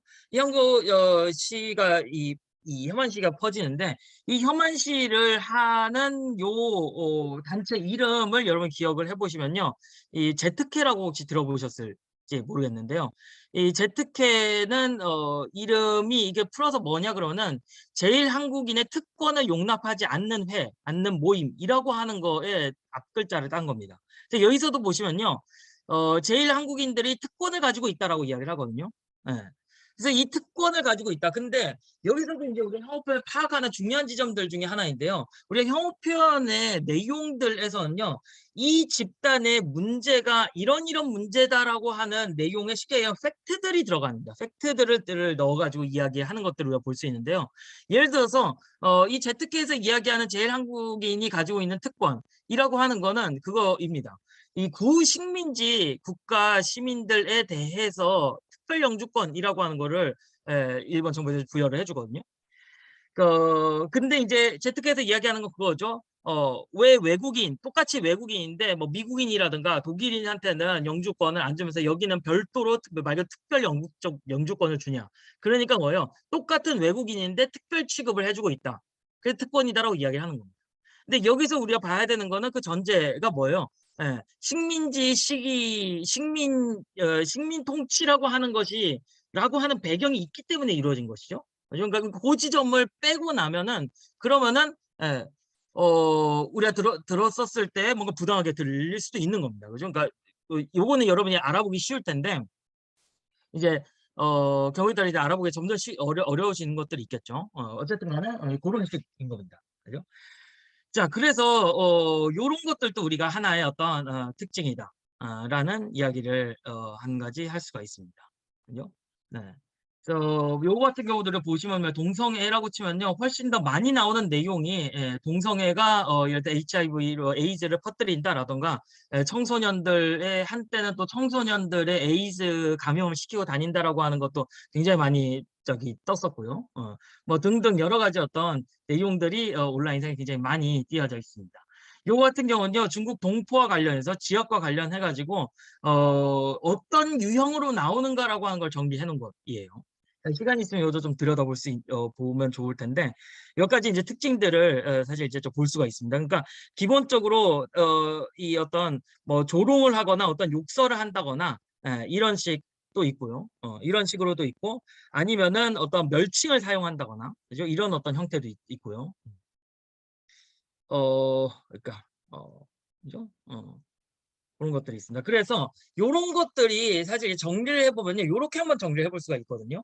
요렇게 정리한 건요, 아까 이야기한 대로 그러니까 해외에서 법적으로 규제 대상이 되는 거, 혹은 이 어떤 자율 규제를 통해 가지고 인터넷상에, 어떤 인터넷상에서 자율 규제를 통해 가지고 이 블라인드 처리한다거나 제한을 하려고 하는 그런 어떤 내용들, 있죠. 고런 것들, 그리고 각국의 어떤 판례들, 그리고 국제 인권 조약들을 통해 가지고 이루어지는 국제 인권 법상의 어떤 이 해석들, 요런 것들을 인제 한번 쭉 종합을 해 보면은, 그러면은 형어편이 되게 공통적으로 나오는 어떤 알아보기 굉장히 어렵지 않다라고 하는 지점을 알 수 있습니다. 이게 사실 되게 만국 공용이 될 수 있는 지점 중에 하나는, 이유는 뭐냐 그러면은 기본적으로 차별적인 사상을 배경으로 하고 있기 때문이거든요. 그래서 이 인종주의라든가 아니면 성차별주의라든가 뭐 동성애 혐오증, 외고인 혐오증 등등과 같은 이러한 사상이 이 어떤 전 세계적으로 어떤 공유되는 일정한 특징들이 있고, 그걸 기반으로 해서 이루어진 표현들이기 때문에, 그래서 우리가 어느 정도 특징들을 확인을 해볼 수 있는 거죠. 그래서 여기 있는 것들이 다 정리를 해 가지고 쉽게 정리하면 요렇게 정리를 해볼 수가 있습니다. 자, 혐오표현이 일단 그냥 욕설이나 비하를 하는 욕설이라든가, 아니면은 뭐 폭력을 선동한 "다 때려 죽여라"라든가 뭐 요런 어떤 형태로 나오기도 하고요. 근데 사실 요거는 별로 어렵지 않습니다. 뭐 어느 집에서 어렵지 않냐 그러면은, 혐오편이냐 아니냐라고 하는 거를 구분한다거나, 아니면은 우리가 법적인 어떤 규제 문제를 이야기할 때 오히려 사실 되게 쉬울 수 있습니다. 왜냐 그러면은, 내용을 둘째치고 일단 기본적으로 이거는 어느 집단에 대해서 이야기하든 간에 안 좋은 표현이거든요. 예. 그런데 여기서 이제 혐오 표현이라고 하는 것이 어려운 지점들, 규제하기나 아니면 대응하기 어려운 지점들이 뭐냐 그러면은, 바로 밑에 있는 요런 내용을 담을 때입니다. 그러니까 혐오 표현은 아까 이야기한 대로 어떤 특정 집단에 대해서 이 특정 집단이 어떤 문제가 있어서 그래서 이 사람들을 어떻게 해야 된다라고 하는 내용들을 예요. 담는 경우들이 있습니다. 그래서 이 사람들이 어떻다라는 이야기를 하기 위해서는 거기에 관련된 뭐 통계를 쓰든 아니면 뭐든 간에 어떤 사실이겠죠? 예. 사실 주장을 하는 부분이 있을 것이고요. 근데 이 사실 주장이 어떤 편향되거나 왜곡되거나, 혹은 어떤 일부의 내용만을 일부의 1%의 내용을 가지고 100%를 이야기를 한다거나, 이런 어떤 왜곡된 사실을 이 근거로 가지고 와서 삼는 지점들 이 있습니다. 그죠? 근데 그런 지점 때문에 우리가 해외에서 예를 보시면 가짜 뉴스하고 혐오 표현이 가끔 같이 이야기가 되어지는데, 가짜 뉴스하고 혐오 표현이 중간에 중첩되는 지점이 있거든요. 그게 바로 요 지점이 되는 겁니다. 예. 그다음에 인제 그렇기 때문에 이 사람들 어떻게 해야 된다. 예를 들어 이 사람들은 뭐 전부 다 때려라, 뭐 때려라 이러면은 이제 어떤 폭력을 선동하는 식이라고도 이야기할 수 있을 것이고요. 그게 아니라 뭐 예를 들어서 난민법을 폐지해라라든가, 예, 이런 어떤 정책의 표현으로도 드러날 수가 있는 것이죠. 근데 우리가 어떤 정책에 대한 이야기를 하면 이거는 정치적인 표현이기 때문에, 표현의 자유에서는 특히 가장 어떤 보호를 요하는 그러한 내용들이 되거든요. 그래서 여기서부터 굉장히 특히 법적 규제할 때 굉장히 어려워지는 지점들, 고민이 되는 지점들이 바로 이런 지점입니다. 그다음에 왜곡된 사실을 주장하는 표현들 중에서도요, 이 중에서도 이것을 이 학문적인 언어로서, 그래서 논문이라든가 책이라든가 이런 어떤 연구 형태로 이야기하는 경우들도 있습니다. 이런 것들이 적절하게 어떤 연구 영역에서 걸러지지 못하면은 못하게 됐었을 때, 예, 발생할 수 있는 어떤 문제죠. 근데 이거 같은 경우도 학문의 자유라고 하는 것도 역시 정치적인 표현과 같이 학문적인 표현이라고 하는 것도 가능한 한 법적으로 제재를 하지 않는 대표적인 지금 두 개 영역이거든요. 예, 그래서 사실 가장 어려운 부분이 이 부분입니다. 혐오 표현이 담고 있는 그런 어떤 내용들, 그런 사상들을 담고 있는 어떤 출판 그러니까 그런 담고 있는 어떤 학문적인 글이라든가 아니면은 예 어떤 정책, 정치적인 표현이라든가가 나왔었을 때 이것을 어떻게 해야 되는가. 이것이 상대적으로 파급력이라든가 아니면은 영향력이라든가는 훨씬 더 큽니다. 근데 또 그만큼 표현의 자유로서의 제한을 할 수 있는 한계점은 또 굉장히 크거든요. 이 부분이 이제 사실 가장 어려운 부분이라고 보통 이야기할 수 있는데 아무튼 요런 부분이 있고요. 하지만 요거는 이제 우리가 법적으로 규제할 때의 문제입니다. 그죠? 그래서 이것을 우리의 어떤 사회 해석으로 시민 사회와 그리고 국가가 어떤 법적인 수단 이외의 방식으로 이걸 대응을 할 필요가 있는 거는 모든 경우에 다 해당된다라고 이야기할 수 있는 것이죠. 자, 그다음에 내용적인 측면에서 보면 앞에서 이야기했었던 걸 그냥 정리를 해 보면 될 것 같은데요. 왜냐 그러면은 일단 이 집단 자체가 어 집단의 속성 자체, 이 집단 자체가 문제다라는 거예요. 이 인종 자체가 원래 이런 인종이다라든가, 그죠? 요런 겁니다. 그 나라 출신 사람들은 원래 이렇다라든가 이런 거, 그죠? 그래서 이 집단 자체 속성 자체가 문제다.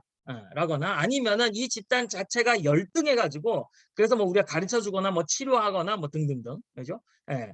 그래서 이 집단 자체를 더럽거나 뭐 흉악하거나 열등하다 이렇게 보는 거 방법. 그러니까 그런 어떤 내용들이 있고요. 그다음에 그렇기 때문에 문제는 그 집단인 거죠. 그래서 이 집단이 외부로도 문제를 일으킨다라고 하는 겁니다. 어떤 식으로?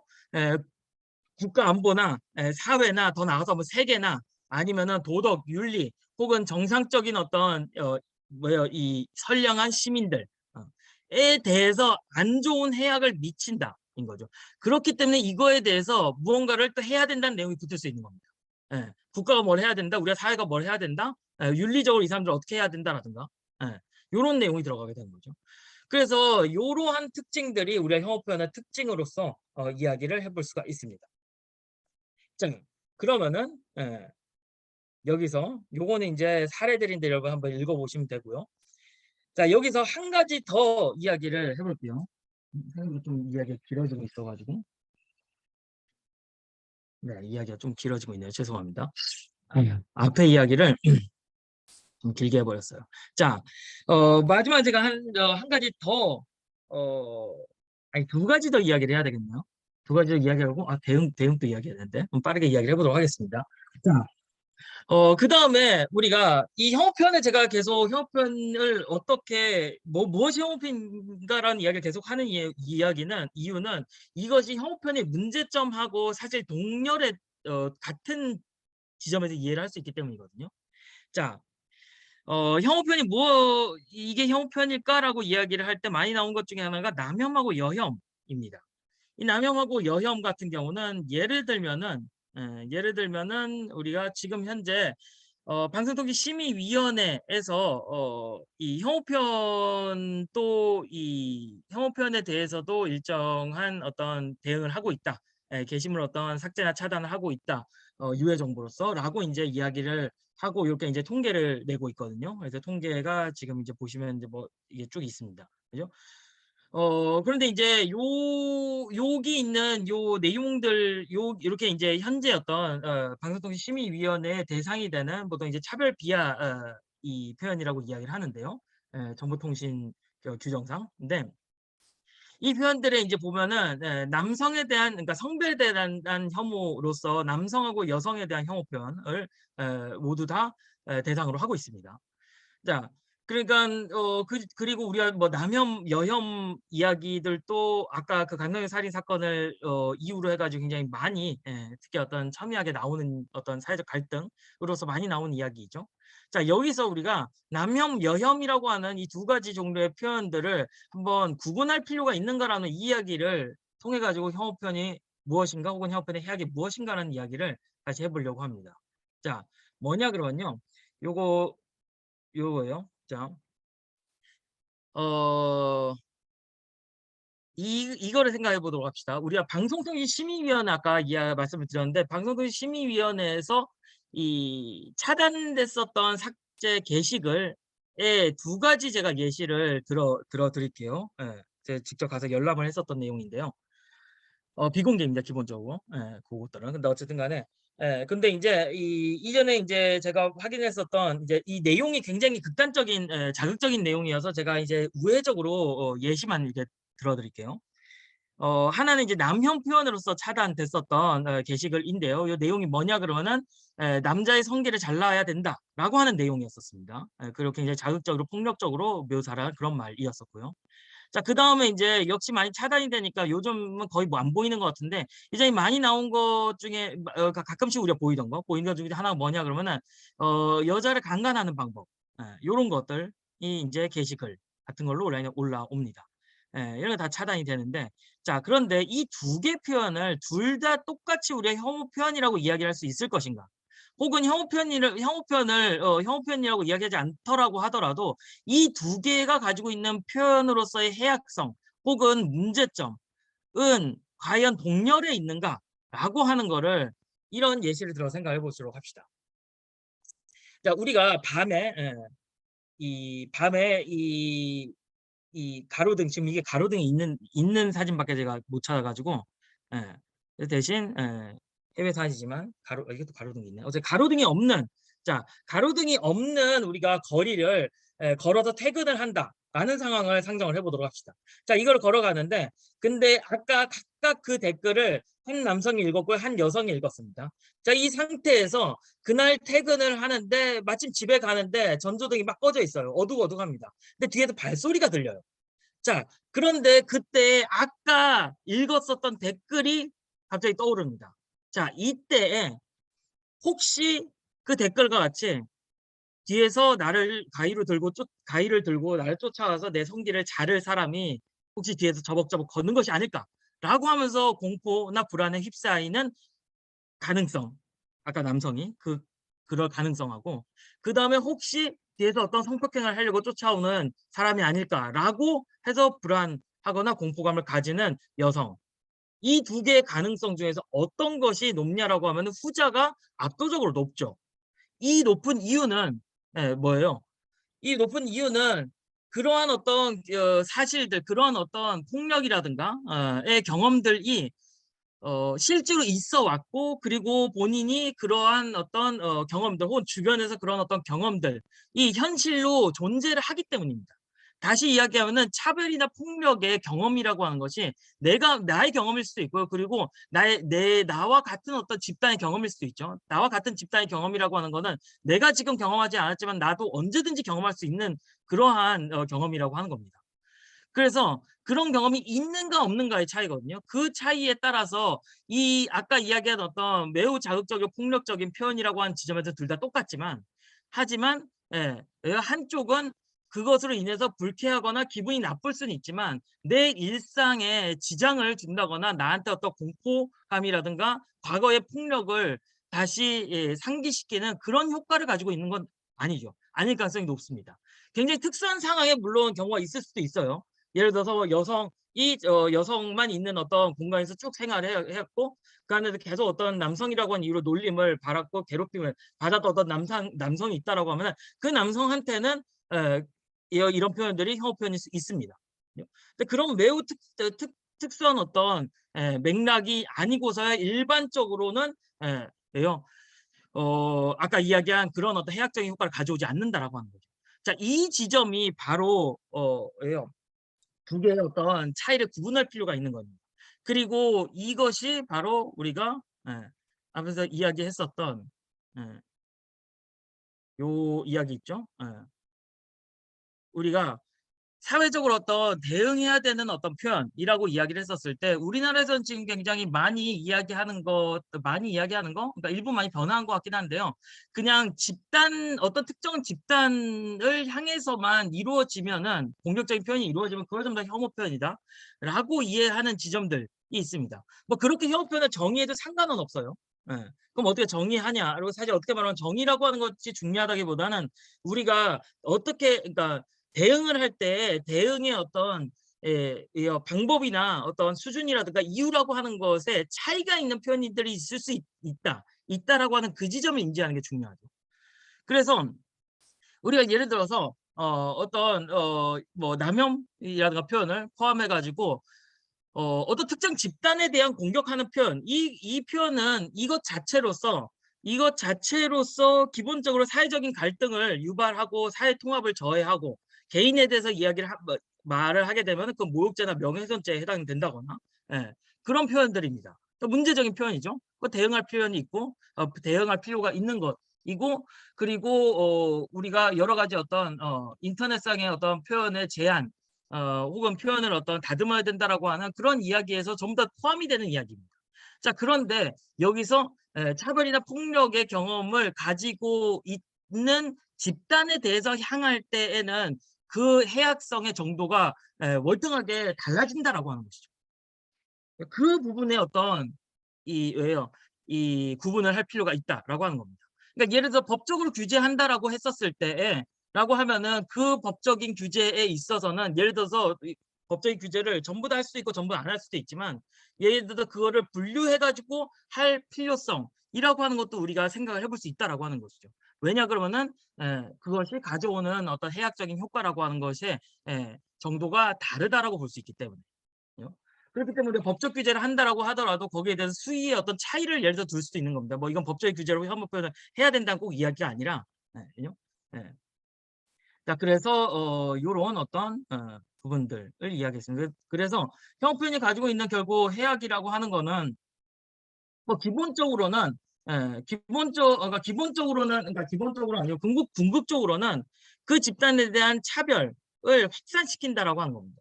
그죠? 그러니까 그냥 특정 집단에 향한 그냥 공격적인 표현이라고 하면은, 그러면은 차별을 확산시키거나 영속시키는 그런 효과를 가지고 있다라고 말하기 힘들죠. 그죠? 그 지점에서 우리가 분류를 할 수 있다라고 하는 건데, 예를 들어서 남혐하고 여혐을 만약 나눈다라고 하면은, 그래서 형편이 가지고 있는 거는 궁극적으로는 차별을 영속화시킨다라고 하는 부분이고요. 그리고 이것이 예를 들어 차별적인 제도를 계속 만들어낸다거나 폐지하지 못하게 만든다거나 이런 효과들을 가져올 수 있는 거죠. 뭐 가장 대표적인 예가 우리나라 같은 경우는 이제 차별금지법 이 계속해 가지고 만들어지지 못하고 있는 상황들 을 이야기할 수 있을 것이고요. 그리고 이제 조금 더 또 더 이 들기 좋은 예로 이야기한다 그러면은, 이 최근 이제 10여 년 동안 각 지자체에 있었던 인권 조례들을 전수조사를 재작년에 한 보고서가 나왔습니다. 기본 인권 조례, 학생 인권 조례, 문화 다양성 조례, 성평등 조례, 관련해서 이것이 지자체 회의에서 논의가 됐는데 무산이 된 경우들, 총 몇 건이죠? 124건 이 인제 조사가 됐습니다. 여기에 이제 대부분의 어떤 내용들은 앞서서 봤던 이제 차별금지법에 반대하는 집단하고 굉장히 어떤 유사하고요. 이제 그 어떤 이유로서 요런 뭐 의원들이 이런 이야기를 했다라고 하는 거죠. 이제 붙여 놨고요. 근데 요런 식으로 예를 들어서 어떤 제도적인 차별에 대응할 수 있는 거를 마련한 것 자체를 못하게 한다거나, 혹은 차별적인 제도 자체를 폐지하지 못하게 만든다거나, 이런 어떤 효과를 가져오기도 하는 거죠, 예를 들어서. 자, 그다음에 우리가 성우편을 민주주의와 연결해 가지고 또 이야기를 많이 하는데요. 예. 이 지점은 앞서서 이야기했던 그 1930년대 독일의 상황들 한번 생각해 보시면은, 사람들이 기존에 뭔가 문제라고 편견을 가지고 있는 이 집단에 대한 편견이 더 크고 깊어지게 되면은, 그러면은 사람들은 이제 가면 갈수록 그게 생식이 되죠. 그 사람들이 문제다라고 하는 거, 이 문제라고 생각하지 않게 되는 사회가 된다라고 하는 거죠. 근데 그렇게 되었었을 때 결국은 우리 어떤 공론장이라고 하는 것이 왜곡될 수 있다. 아니요? 어 그죠? 그래서 더 이상 어떤 대항 어떤 언론들, 그죠? 이것이 어떤 문제다라고 하는 것을 제기할 사람들이 점점 줄어들게 되는 상황들. 그런 것들이 어떤 문제라고 이야기할 수 있고, 그다음에 이 표현의 대상이 된 그 집단의 구성원들 같은 경우는 아까 이야기한 것이 그냥 불쾌한 형태 정도가 아니라 뭐 공포감이라든가, 아니면 어떤 트라우마 라든가, 아니면은 자기가 자기 스스로를 자기 스스로 자기 어떤 정체성, 자기 자체를 뭐 부정을 한다거나, 등등의 말 그대로 이제 우리가 인격적인 어떤 침해가 이루어진다라고 하는 이제 요런 지점들.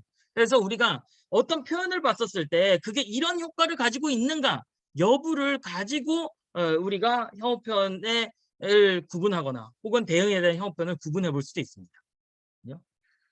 자, 그래서 이렇게까지 이야기하니까 시간이 1 시간 반이나 됐는데, 예. 대응 이야기는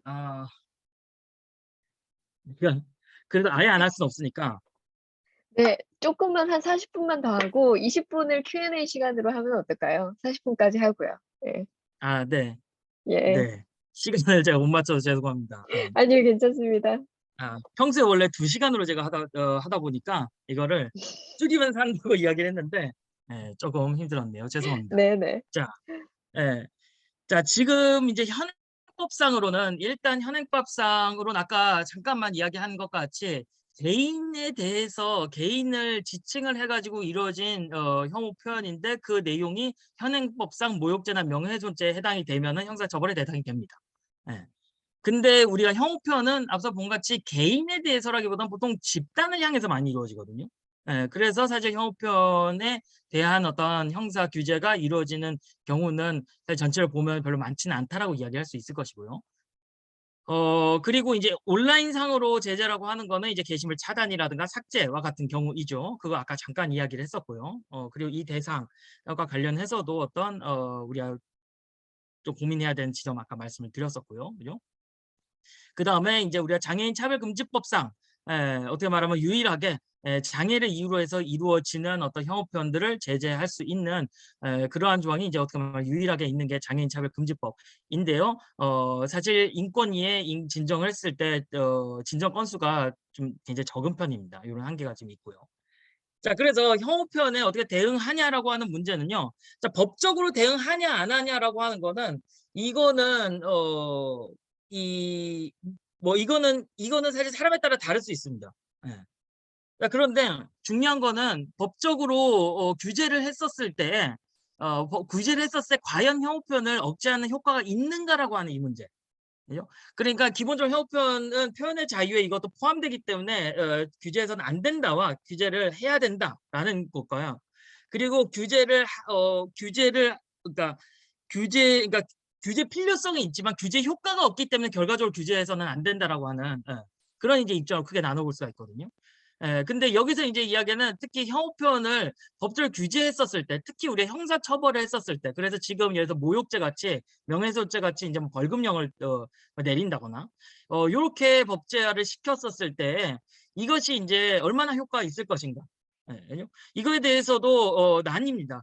어쨌든 간에 절대양 자체가 줄어드는 거. 그죠? 이거를 듣는 것 자체로서 이미 이 집단에 대한 어떤 인격적인 침해가 이루어진다는 점에서 전체 사회의 양 자체를 줄이는 것이 중요하다라고 보는 입장도 있고요.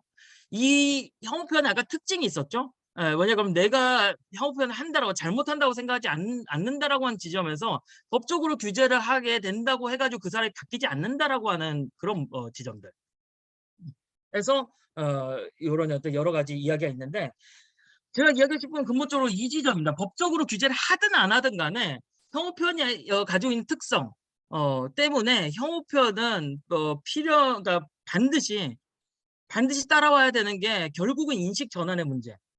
그리고 어떤 차별이라고 하는 거, 편견이라고 하는 것 자체 인식하는 거 있죠. 인식하는 것 자체 그런 어떤 뭐 교육이든 캠페인이든 뭐 등등등 이것이 반드시 따라와야 된다라고 하는 게 제일 중요하다. 어 라는 말씀을 드리는 것입니다. 자, 그래서 그런 방법에 이제 우리가 뭐 여러 가지 어떤 방법들 여기 아시다시피 인제 뭐 대항 언론을 활성화시킨다거나 뭐 자율 규제, 제도인 철폐 이런 이야기를 할 수 있는데 이런 이야기를 하는 데 있어서도 결국은 인식을 해야 되는 게 문제인 거죠, 처음. 예. 자, 그래서 보시면은 인식을 하는 법이 어떤 식으로 결국은 내가 가지고 있는 어떤 편견이나 차별들을 어떻게 찾아내는가라고 하는 이 부분들을 로 결국 비결되는 부분이 아닌가라고 생각을 합니다.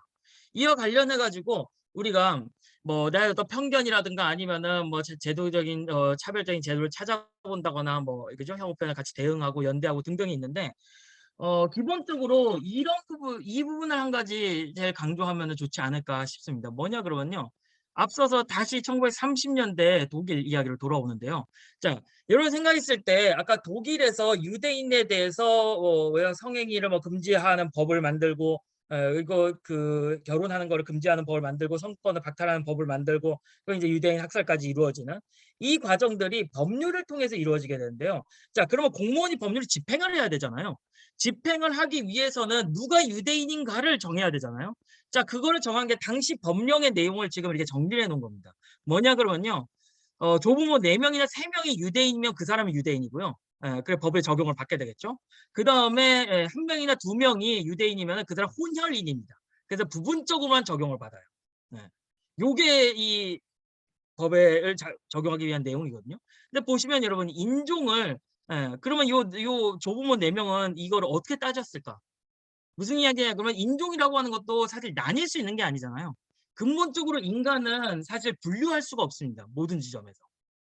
피부색을 분류할 수 있는 것도 아니죠. 예. 인종도 마찬가지고 우리나라가 단일 민족이라고 하는 거 또 우리가 사실 그게 아니다라고 하는 거는 뭐 여러분이 지금 충분히 아실지 않을까 싶습니다. 그래서 우리가 어떤 형평이 이루어진 결국은 어떤 집단에 대한 차별이나 편견의 의식에 일단 제일 첫 번째는요. 집단을 나누는 것부터 시작을 해요. 그래서 그들하고 우리들로 나뉘는 요거 같은 경우도 1940 년대 독일의 포스터인데요. 이 공산주의자 유대인들 과 우리들. 그죠? 예. 선악과 악이라고 하는 거를 굉장히 명확하게 잘 보여주죠. 이렇게 구분을 하는 건데 사실은 우리 집단 구분될 수 없다라고 하는 거이죠. 자, 그래서 우리가 인종을 구분할 수 있는 것도 아니고요. 예를 들어서 우리가 장애를 생각을 해 볼까요? 장애 같은 경우 우리나라에서 장애인 인구수가 5%입니다. 전 세계적으로는요. 보통 15%로 잡아요. 그럼 우리나라는 장애인이 적었냐라고 하면은 장애 기준을 달리 둔 거거든요. 그래서 장애라고 하는 것 자체도 이것도 스펙트럼 중에 하나인 겁니다. 마찬가지로. 어 예를 들어서 우리가 성별을 이야기해 볼까요? 성별 같은 경우도 성별은 남녀로 꼭 나뉠 것 같다라고 생각을 하죠. 하지만 성별도 나뉘지 않습니다. 이것에 대해서도 우리가 인지를 하는 게 중요한데요. 결국 인간이 가지고 있는 다양성을 인지하는 거죠. 신체의 다양성, 성별의 다양성을 인지하는 건데 예를 들어서 여러분이 지금 또 나온지 모르겠는데 중고등학교 생물 교과서에 유전자 어떤 이 기형으로 터너 증후군 뭐 요런 거 클라인펠터 증후군, 다운 증후군은 요즘 에 그 우영우 그 드라마로 사람들이 많이 어떤 인지도가 올라간 것 같은데 터너 증후군이나 클라인펠터 증후군 같은 경우도 기억을 하실지 모르겠는데요.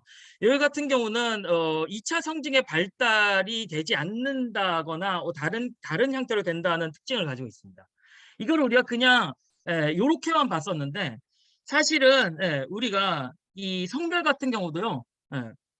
성별 같은 경우도 남성의 어떤 전형적으로 남성의 신체적인 어떤 생식기나 신체적인 어떤 기능들과 여성이 가지고 있는 기능들을 반반씩이라든가 뭐 아니면 이렇게 혼합해 가지고 그렇게 태어나는 경우들이 있습니다. 앞서서 본 것 같이 예를 들어 다른 어떤 에 아까 같은 어떤 유전자에 의해서 이렇게 이루어진 경우도 있고요. 유전자와 관계없이 어떤 호르몬의 발달로 인해 가지고 그렇게 태어나는 경우도 있습니다. 이런 친구들은 이제 인터섹스 인 친구, 간성이라고 이야기를 하는데요. 그래서 간성 같은 경우도 한 가지 타입이 있는 건 아니에요. 다양합니다. 그죠? 조금씩 각자의 몸이 달라요. 하지만 우리가 생물학적인 성별이 남녀로만 나뉜다라고 하는 것도 사실은 그렇지 않다라고 하는 거죠. 인터섹스의 인구가 2,000명 중에 1명 정도로 보거든요. 생각보다 굉장히 많은데 우리 주변에는 볼 수가 없습니다. 볼 수 없는 이유가 뭐냐 그러면은 어릴 때 발견됐을 때 조기에 수술을 해 가지고 아이한테 알리지 않기 때문입니다. 그래서 그것이 나중에 커서 알게 됐을 때 트라우마가 되기도 하고요. 여튼 간에 어쨌든 간에 이런 식의 어떤 우리가 성별이라고 하는 것도 예를 들어서 보면은 결국 어떤 스펙트럼 선상에 있다라고 하는 것이죠. 자, 그래서 결국은 우리가 인간의 어떤 다양성이라고 하는 거를 경험하고 인지하고 그리고 이해하고 아는 거 이것이 근본적으로는 우리가 형평에 대응하는 방법이지 않을까라고 생각을 합니다. 예, 그래서 우리가 혐오라고 하는 것은 훈련되고 양성된다라고 이야기했었던 이건 독일의 기자 의 책에서 나왔었던 요 이야기를 하면서 우리가 어떤 역시 교육이라든가 우리 어떤 인식의 변화를 통해 가지고 혐오 표현에 대응을 할 수 있는 그러한 국가적인, 사회적인 그리고 시민들의 어떤 의지들, 장치들이 더 많이 마련돼야 되겠다라고 이야기를 하면서 마무리를 하도록 하겠습니다.